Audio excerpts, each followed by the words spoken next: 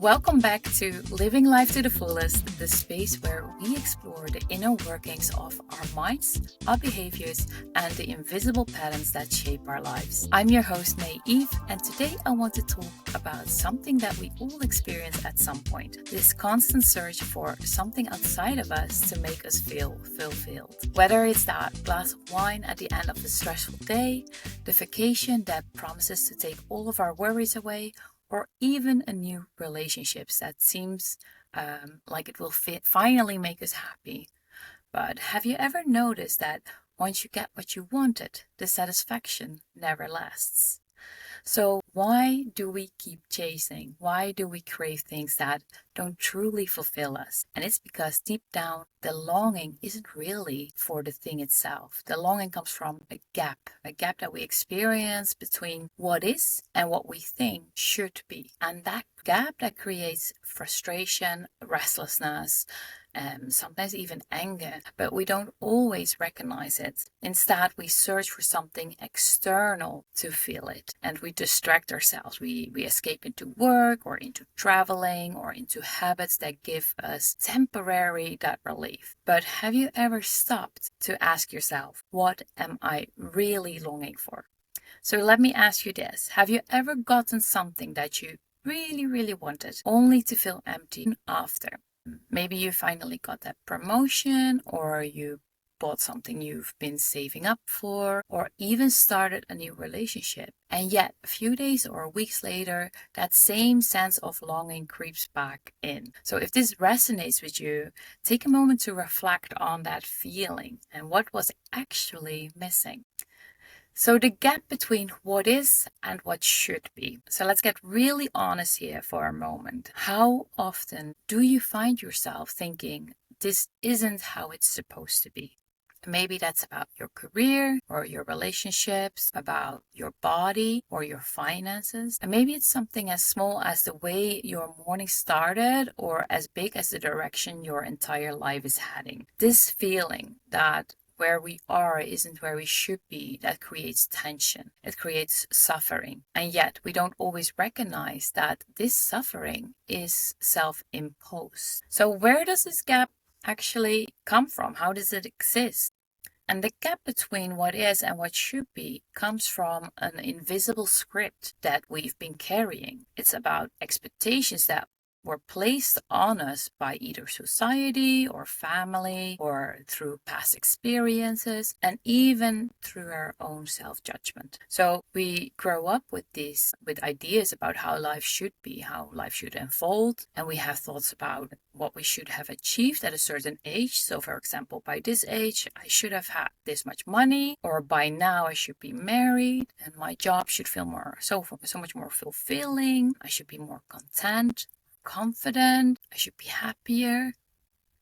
And when reality doesn't match that mental picture, we feel frustrated, we feel disappointed, or even like we have failed. So let's bring this to life with some real life examples and see if any of these feel familiar to you. So one of the examples is that you work really hard at your job. You really give it 110%, but you still feel unfulfilled. Why? Because your mind is telling you, I should be further ahead by now. Or perhaps you're single and you're actually enjoying your independence and the freedom that comes when you are single, that you don't have to talk with someone about how to plan your day, that you have the freedom to decide how you want things done. But imagine there's this voice telling you in the back of your head, whispering, I should have found my person already, or I should be in a relationship. So that could also be an example. Maybe you're doing your best to stay healthy. You try to look after what you're eating. You go regularly to the gym. But one day you look in the mirror and think, I should look better by now. I should see more results on my body.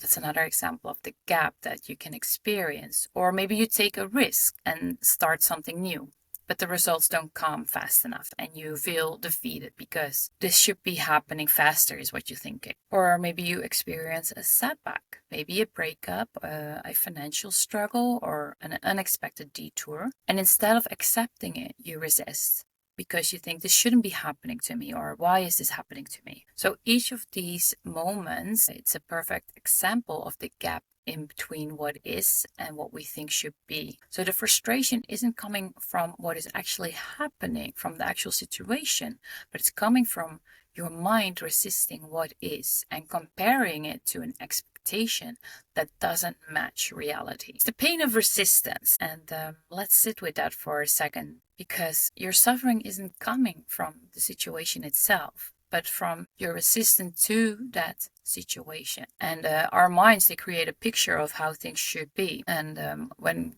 reality doesn't align with it, we suffer. It's like a constant tug of war between what really is, what's real, and what we wish was real. But there's where it gets really interesting, because what if the goal wasn't to force life to match our expectations, but instead to close the gap from the other direction? So what if instead of resisting what is, we started to accept it, to make peace with it, to stop believing that life is wrong just because it doesn't look the way we thought it would? So what does resistance actually feel like? Because you might be wondering, that sounds all good, but how do I know when I am actually resisting, when I am in resistance? So let's break it down, because resistance isn't just a concept. It's something that you can actually feel in both your mind and in your body. So in the mind, resistance feels like a loop of repetitive thoughts. So for example, if you're overanalyzing, if you're worrying, or if you're replaying past situations. In the mind, it can also feel like frustration that things aren't going the way you expected or hoped it to be. Or it can come as a voice that keeps whispering, this isn't enough, or I should be happier, or I should be further ahead, or why is this happening to me? So that is a little bit on how you can notice resistance in the mind. In the body, resistance can feel like tension in your shoulders, in your jaw, or in your stomach, like your body is sort of bracing itself for something, so you can feel the tension collecting. You can also experience a sense of restlessness, like you need to move, or you need to fix, or you need to escape, but you're not sure what from. Or it can be a feeling of heaviness, tightness in chest, or a lump in your throat that won't go away.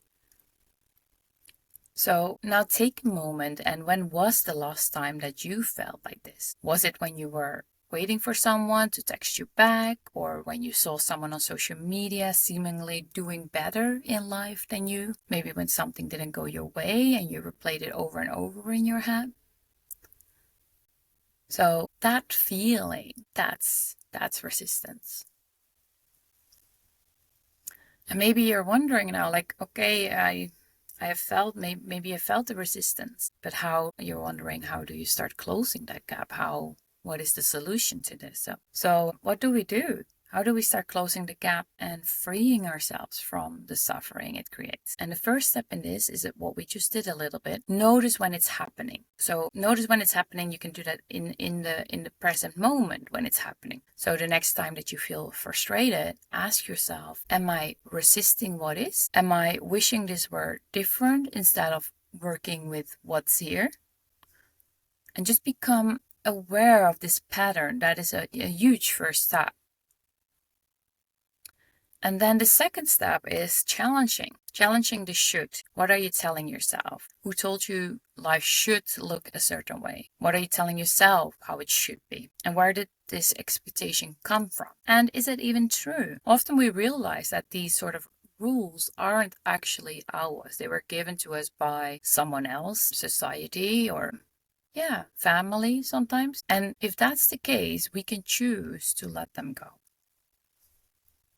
And then the third and the last step is practicing radical acceptance. So that doesn't mean that you're giving up or settling for less. It just means making peace with reality. So you can move forward with clarity instead of frustration. You can move through the moment rather than resisting it. So when we stop resisting, we stop wasting energy fighting against life. And that energy can be used to create real change. One of the things that can happen, that can really help, it's very simple, but a profound mindset shift that changes everything. So instead of asking, why is this happening to me when something happens, try asking, what is this teaching me?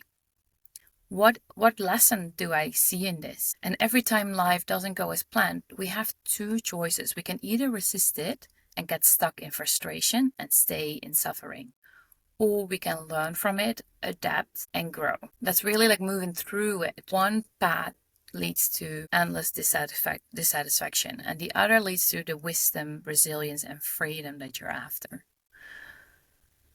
So the gap between what is and what should be only exists for as long as you keep believing in it. And the moment that you let go of the should, you set yourself free.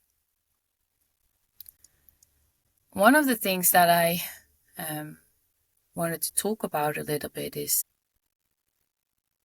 this underlying restlessness. And I think we all experience that sometimes, whether we realize it or not, the restlessness. And it's a feeling that no matter what we achieve, no matter what we acquire, it never quite feels like enough. We always want more. So think about it. How many times in your life have you wanted something so badly? Maybe it was a job, maybe a relationship, maybe a new experience, traveling somewhere. And once you finally got it or you finally did it, that deep satisfaction you imagined never really came. Or maybe it did come, but it only lasted for a short while. And then before you even realized, your mind was already on the next thing. You were craving something new, something else. So that in itself, that is the nature of the mind. It constantly moves the goalpost. It convinces us that happiness is always just a little bit further ahead, just beyond our reach. And then we get thoughts of like, I will be happy when I lose the weight, or I will be happy when I find the right partner. I will be happy when I have more money, more success, more time, more friends, more freedom. But what happens when we get there? The mind simply shifts to another desire, another condition, and the chase starts all over again.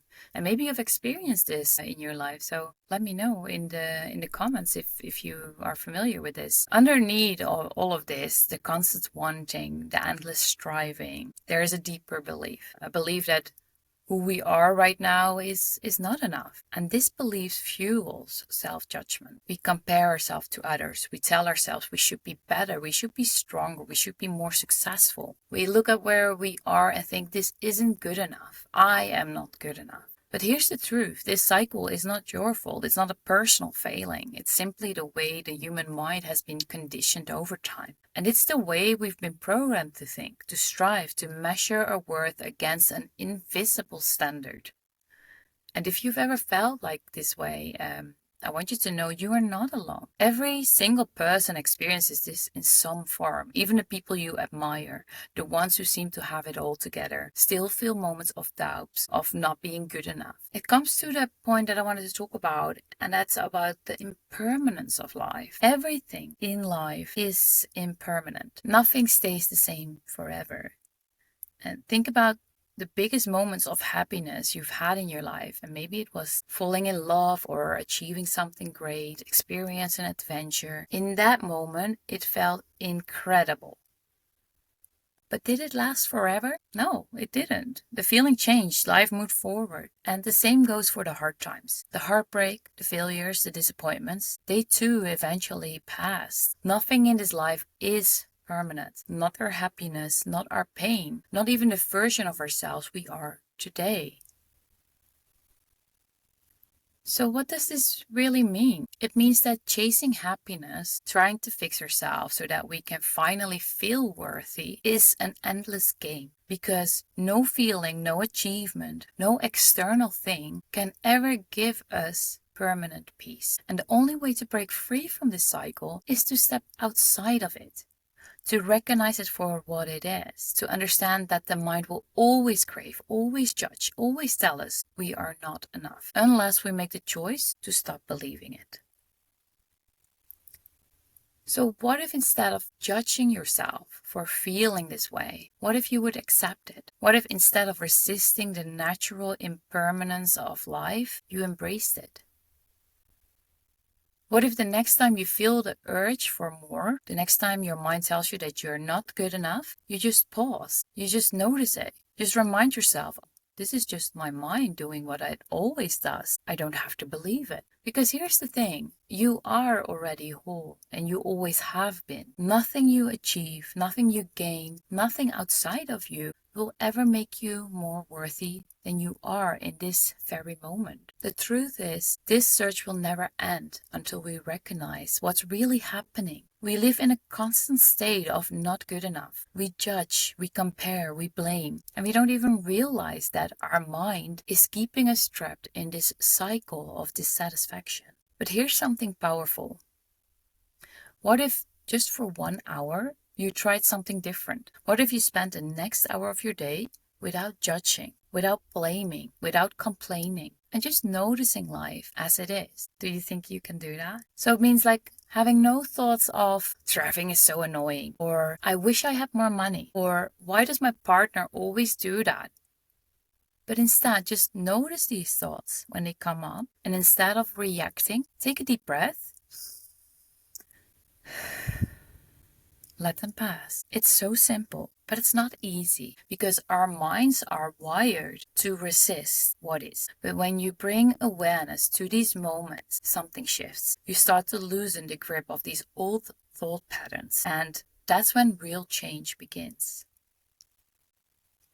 Without awareness, our mind keeps running the same program. And that program creates unhappiness. But once you start noticing, really noticing how often you judge yourself, others, or even your circumstances, something shifts. You start to see that the problem was never out there. It was never about the thing you thought you needed. The real shifts happens inside you.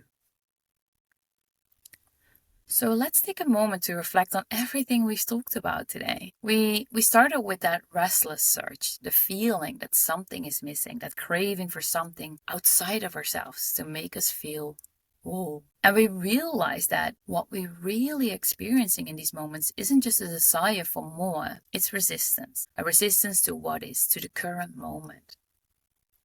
We explored how this resistance shows up in both our minds and bodies, the racing thoughts, the frustration, the tension, the restlessness, and we uncovered the true source of our suffering, the gap between reality and our expectations of how things should be. And then we talked about awareness, how simply noticing our patterns can begin to shift them.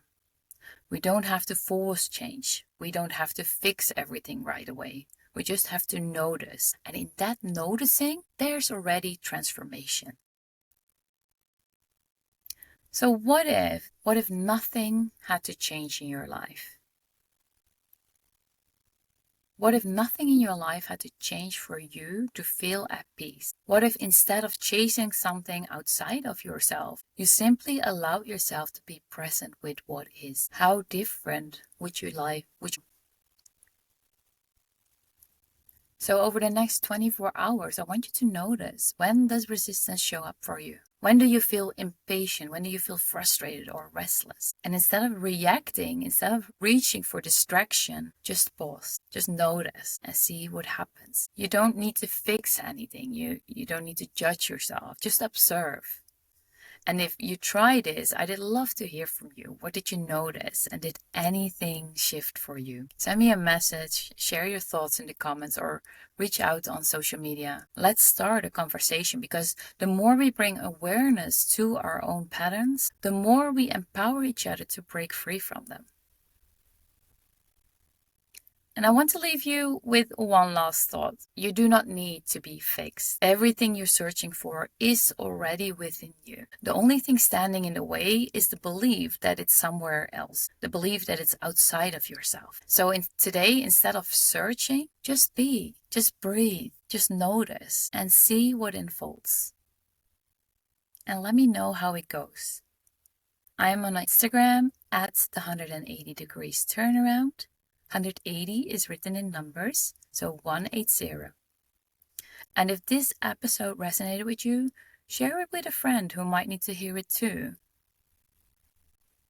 And before we wrap up, I want to leave you with something to think about, because we've spent this episode talking about resistance, the way we struggle against the present moment and how it keeps us stuck. But what if, instead of focusing on what's wrong, we trained our minds to anchor into what feels good, to focus on the things that go right. And imagine if you could lock in these small moments of joy, these fleeting feelings of peace, confidence, happiness, and actually use them to shift your entire mindset, your entire energy, and even the way you show up in your life.